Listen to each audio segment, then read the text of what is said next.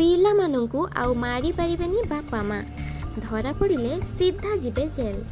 ଭାରତରେ ପ୍ରାୟତଃ ଲୋକଙ୍କ ମୁଖରୁ ଶୁଣାଯାଏ ଯେ ଯେଉଁ ଜିନିଷ ପିଲାମାନଙ୍କ ଠାରୁ ବଡ଼ ଧମକ ପାଇବାକୁ ସକ୍ଷମ ନୁହନ୍ତି, ସେମାନେ ପିତାମାତାଙ୍କ ଗାଳି ଗୁଲଜ କରନ୍ତି। ଶିଶୁ ନିର୍ଯାତନାକୁ ରୋକିବା ପାଇଁ ପିତାମାତାଙ୍କୁ ବେଳେବେଳେ ଶାରୀରିକ ବଳ ପ୍ରୟୋଗ କରିବାକୁ ପଡ଼େ।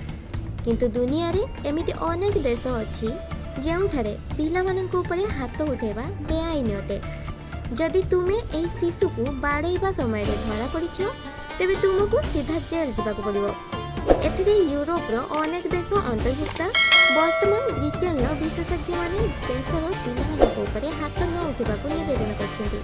ସେ କହିଛନ୍ତି ଯେ ପିଲାମାନଙ୍କୁ ମାରିବା ଦ୍ୱାରା କୌଣସି ଉନ୍ନତି ଆସେ ନାହିଁ। ଅପରପକ୍ଷେ ସେମାନଙ୍କ ଆଚରଣରେ ଅଧିକ ହିଂସା ଆସେ, ଏହାର ପ୍ରମାଣ ମଧ୍ୟ ମିଳିଛି। ବର୍ତ୍ତମାନ ଇଂଲଣ୍ଡ ସମେତ ଅନେକ 4ଟି ୟୁରୋପୀୟ ଦେଶରେ ପିଲାମାନଙ୍କ ଉପରେ ହାତ ଲଗାଇବା ଆଇନଗତ ଅଟେ। ଏହିପରି ବିଶେଷଜ୍ଞମାନେ ବନ୍ଦ କରିବାକୁ ଆବେଦନ କରାଯାଇଥିଲେ। ଯଦିଓ ଏହି ଯୋଜନା ପର୍ଯ୍ୟନ୍ତ ଲାଗୁ ହୋଇନାହିଁ, ତେବେ ଆଲୋଚନାରେ ଚାଲିଛି। ଏହି 4ଟି ଦେଶର ଚାହିଦା ବଢ଼ିଛି। ୟୁରୋପର ଅଧିକାଂଶ ଦେଶରେ ପିତାମାତା ସେମାନଙ୍କ ପିଲାମାନଙ୍କ ଉପରେ ହାତ ଲଗାଇ ପାରିବେ ନାହିଁ କି ମାଡ଼ ମଧ୍ୟ ମାରିପାରିବେ ନାହିଁ। କିନ୍ତୁ ଇଂଲଣ୍ଡରେ ନିର୍ଦ୍ଦିଷ୍ଟ ପରିସ୍ଥିତିରେ ପିଲାମାନଙ୍କୁ ଦଣ୍ଡ ଦେବାକୁ ଅନୁମତି ଦିଆଯାଇଛି।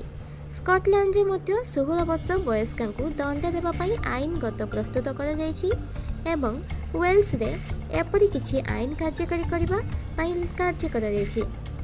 ବିଶେଷଜ୍ଞ ଅନୁଯାୟୀ ସରକାର ଏହାକୁ କଡ଼ା ନିଷେଧ କରିବା ଉଚିତ। ୟୁନିଭର୍ସିଟି କଲେଜରେ ଲଣ୍ଡନ ଅନୁଯାୟୀ ମାଡ଼ ମାରିବା ଫଳରେ ପିଲାଙ୍କ ଉପରେ କୌଣସି ଭଲ ପ୍ରଭାବ ପକାଇବ ନାହିଁ। ଅପରପକ୍ଷେ ପିଲାମାନେ ଅଧିକ ଚିଡ଼ିଚିଡ଼ା ହୋଇଯିବେ।